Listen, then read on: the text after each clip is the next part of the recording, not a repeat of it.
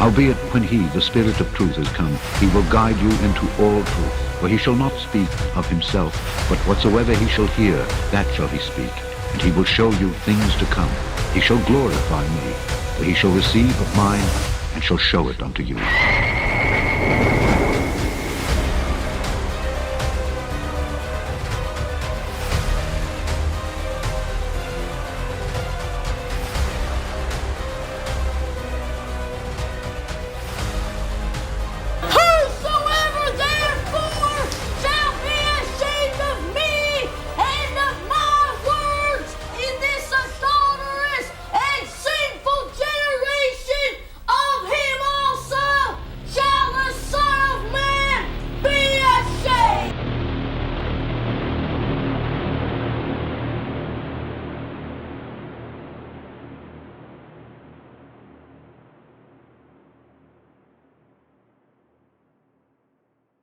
So as John's telling us, this is already here, and it's been here for thousands of years.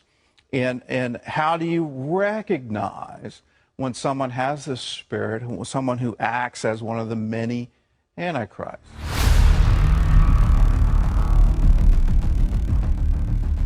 According to Revelation, the Antichrist is not a secular power. This isn't about barcodes and credit cards or computers named the beast. This is about worship. This is a religious power. God's Word tells us to pay close attention, to open our eyes, to scrutinize our religion. Does it match with the authentic Christianity that Jesus himself taught? Does your church teach the value of God's laws, the value of His commandments, and the value of His plan for all mankind? There are so many counterfeits out there. They trick people into supporting a false religion that's opposed to biblical truth and the true God. Don't buy into it.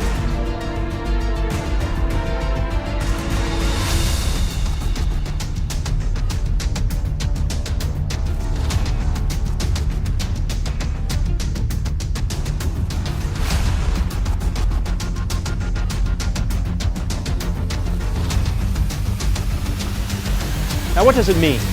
The word anti means against, or the adversary of, or in place of. So we put those words together. Antichrist means the adversary of Christ, or in place of Christ. And so as we begin, it's important to notice 1 John chapter 2, verse 18. It says, "It is the last hour, and as you have heard that Antichrist is coming, even now many antichrists have come." Now, in other words, many antichrists have already come, and that's important. Should the meaning of the term antichrist be limited to just the end time? See, is that just a future thing? No, that passage says the age of false teachers and counterfeit Christianity was already well underway. So John tells us that there are more than one antichrist, and that they had been, and in fact continue to be, on the scene as he wrote almost 2,000 years ago.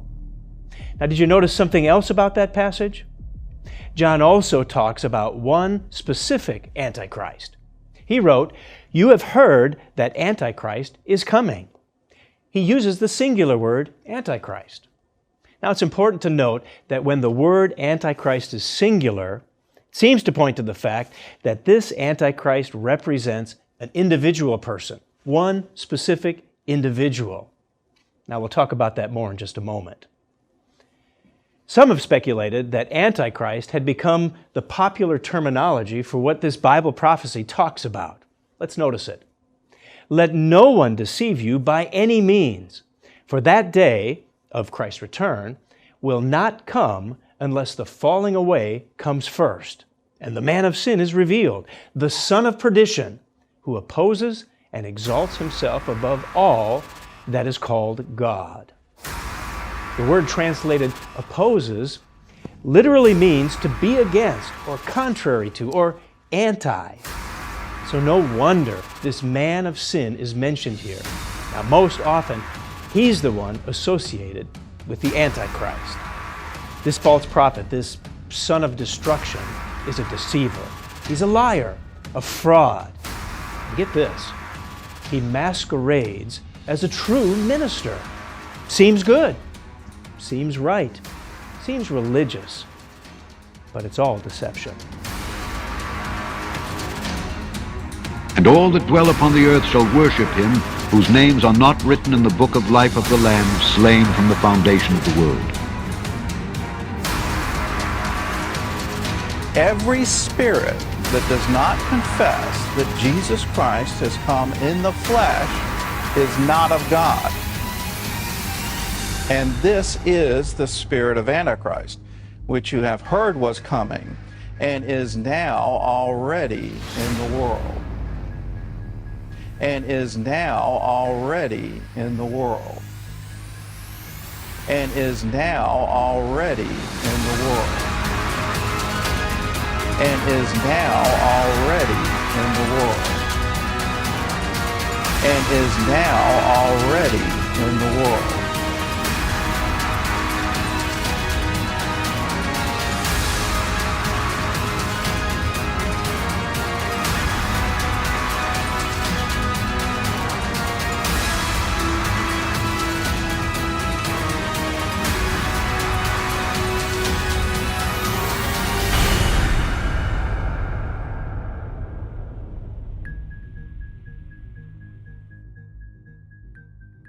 In fact, in Revelation 13 and 14, worship, worship, worship, worship. It occurs 8 times.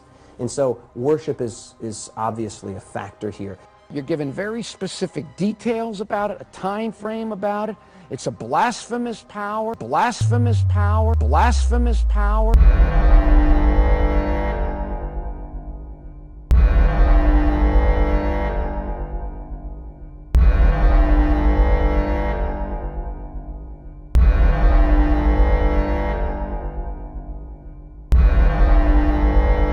His heads the name of blasphemy.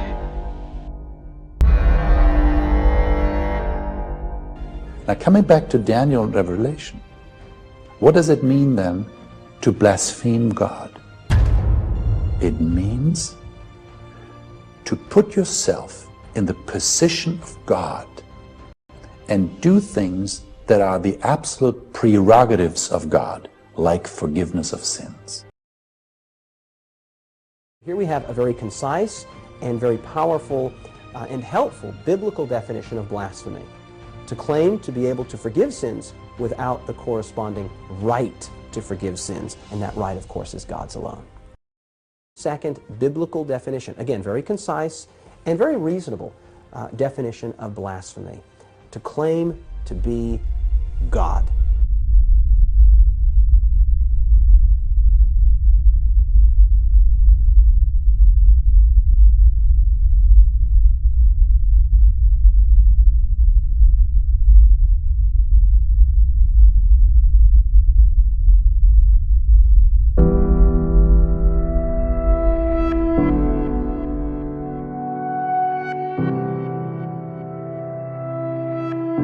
Enter by the narrow gate, for the gate is wide, and the way is easy that leads to destruction, and those who enter by it are many.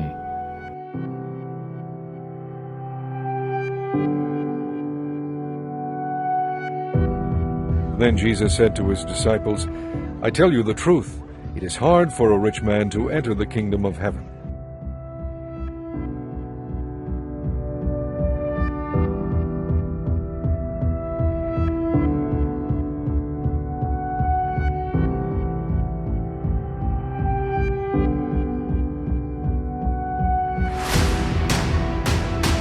On that day many will say to me, Lord, Lord, did we not prophesy in your name, and cast out demons in your name, and do many mighty works in your name?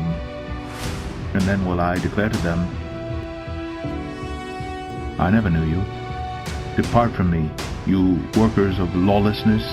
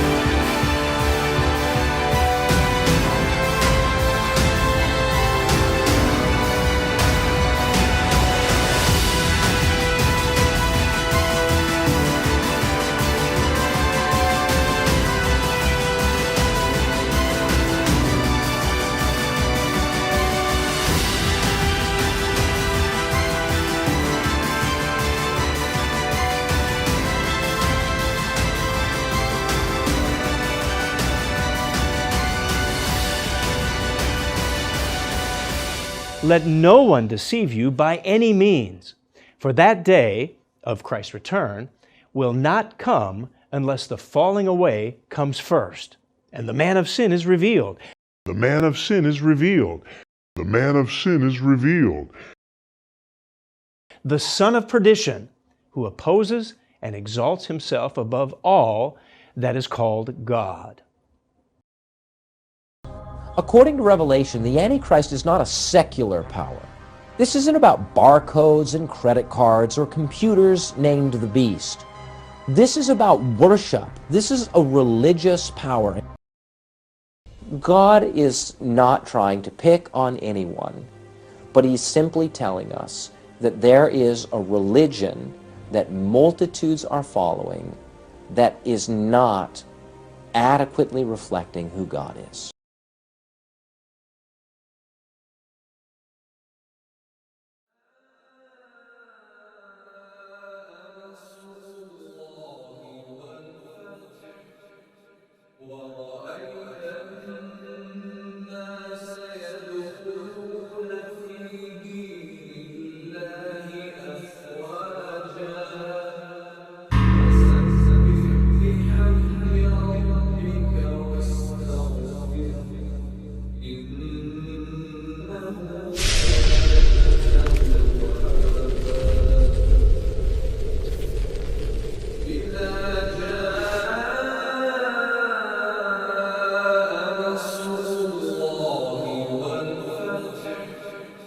ورأيت